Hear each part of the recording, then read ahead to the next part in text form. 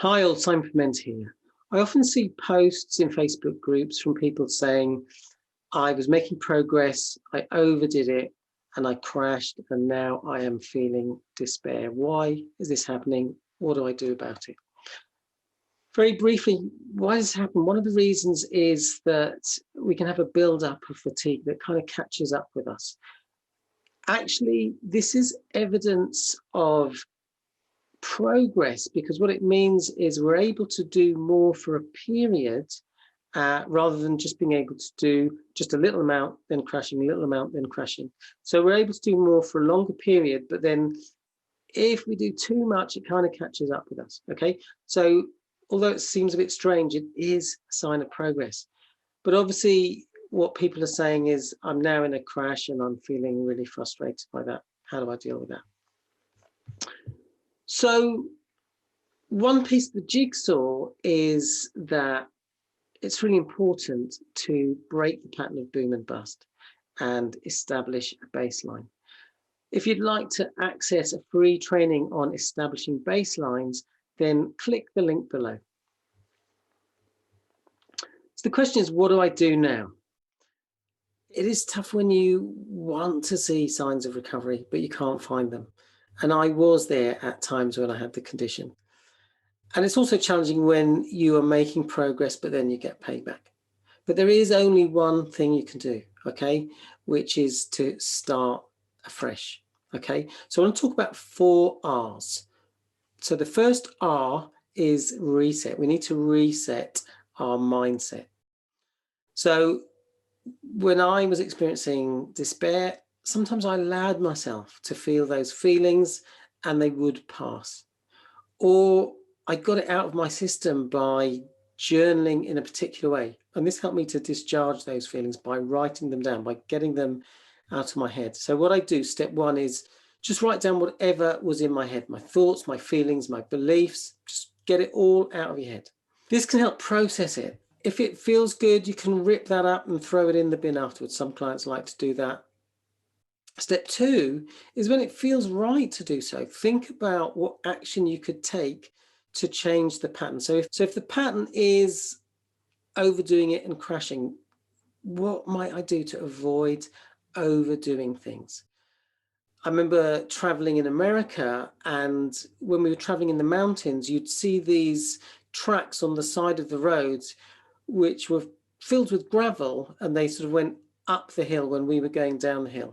And my friend told me they were for brake failure. So if a lorry was going down that road and their brakes failed, they would go onto that track and slow down. And what that made me think is we've still got to put in some brakes, okay? Sometimes when we're feeling good, we can kind of get out of those habits and it can catch up with us. So I remember working with a client who had a real tendency to overdo it, and we established a daily routine for her, and she was actually able to work and work for longer because she established some routines. She'd work in the morning, she'd have some time off in the middle of the day, and then she'd do a couple of hours work in the afternoon. And she really saw progress simply because she wasn't continually booming and busting.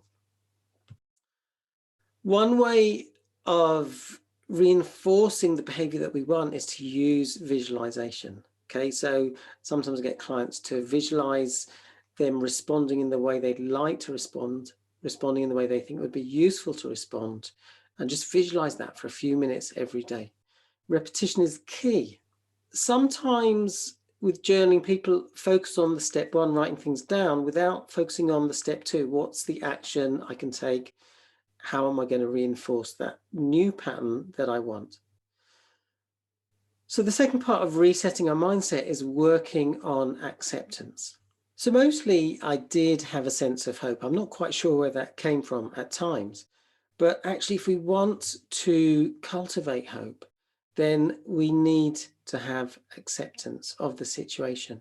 That doesn't mean accepting it as a forever thing, but we just actually need to accept where we are right now. If we don't, we are resisting our reality, and that just causes us pain.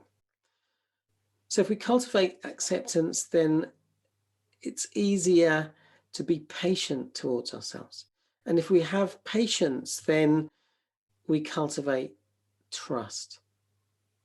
For me, when I had ME/CFS, there were times when I didn't trust my body, didn't trust that my body could recover, didn't trust that I could make decisions that would support my recovery.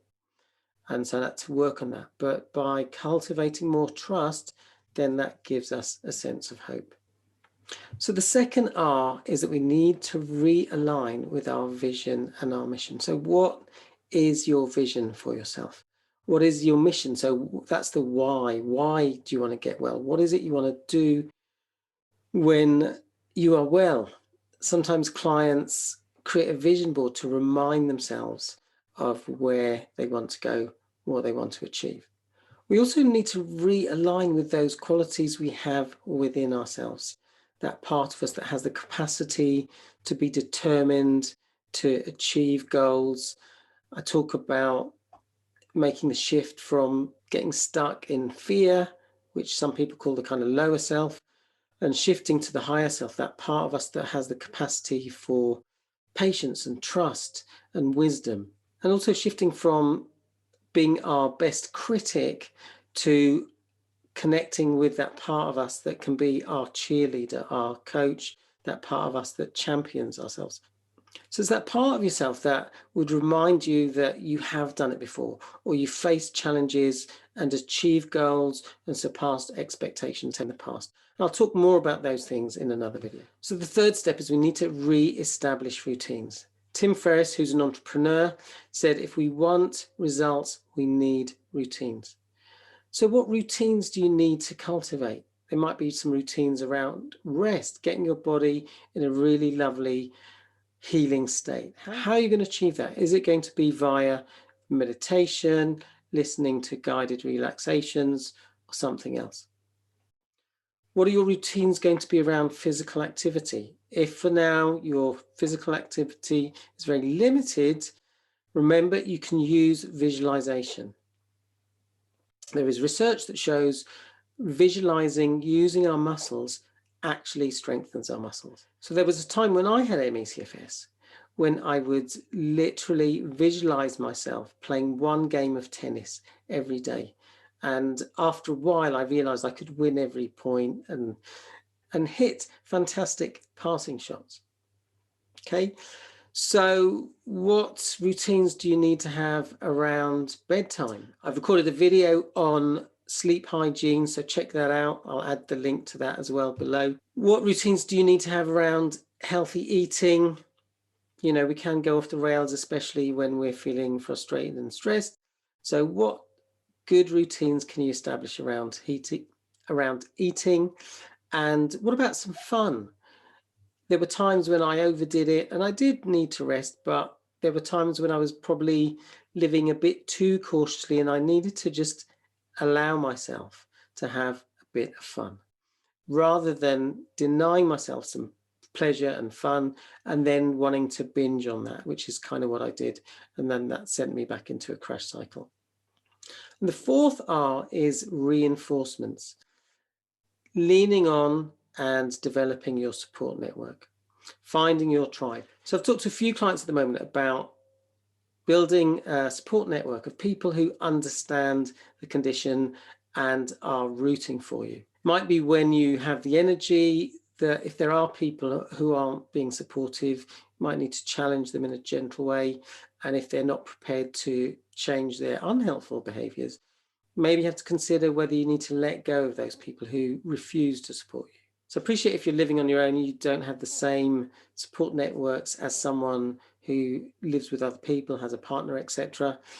So as I say, what can you do to just build up your support networks? I know one client has started a little support group of like-minded individuals. So hope that's given you some food for thought. So if you found this video useful, do hit the subscribe button and the like button and leave a comment. What's one takeaway from watching this video? And if you could share this video with just one person or in one group, then I'd be grateful for that. Wishing you great health. Thanks for watching. Bye for now.